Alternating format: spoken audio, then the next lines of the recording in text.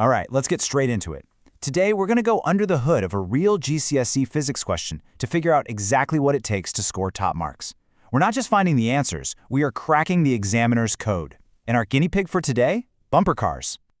You've probably seen these, right? Maybe even had a go yourself. But behind all that chaotic fun, there's a perfect exam scenario, just packed with questions on forces, momentum, and motion. And trust me, it's a classic for a very good reason. So yeah, that's the big question, isn't it?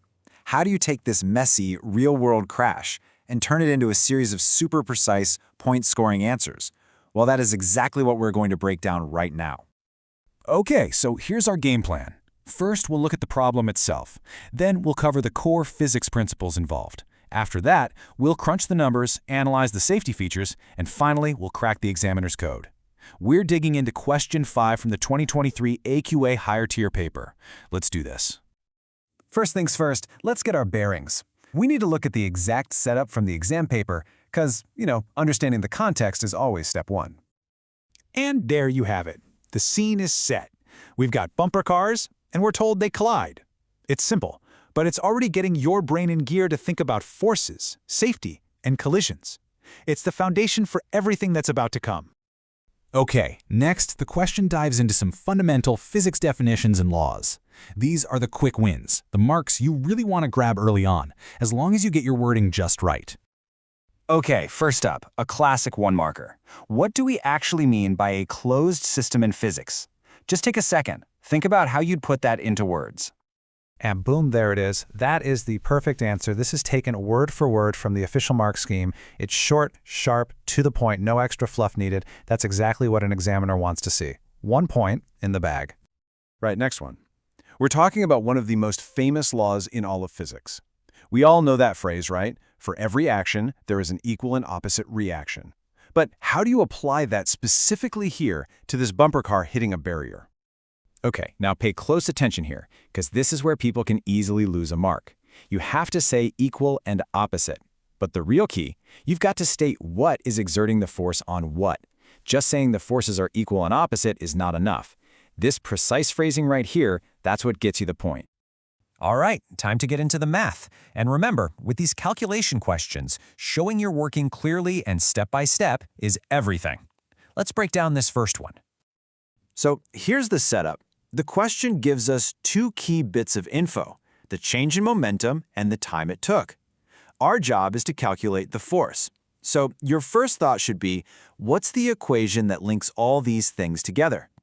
And this is just a perfect example of how to lay it all out for full marks. Step 1, you find the right equation on your formula sheet. Step 2, you plug in the numbers correctly. And step 3, you give the final answer. Each of those steps is a potential mark, so you really don't want to skip them.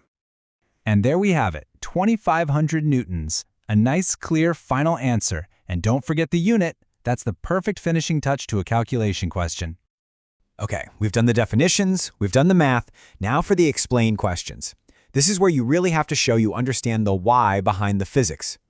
So this is your classic 3-marker, and that word explain is a huge clue. It means they're looking for a step-by-step logical reason that connects the bumper to the safety of the people inside.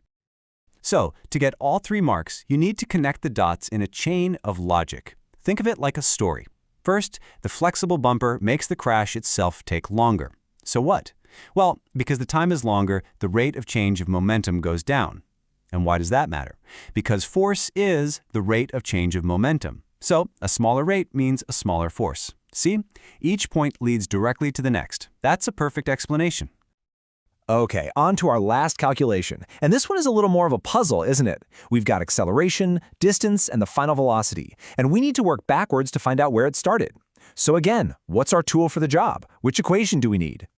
Now this is just textbook. This is exactly how you should lay it out. You write the equation, you plug in the numbers you know, you carefully rearrange it to find the thing you're looking for. In this case, u squared. And here is the trap. So many people might stop at 0.25. Don't forget that last vital step, taking the square root to find u.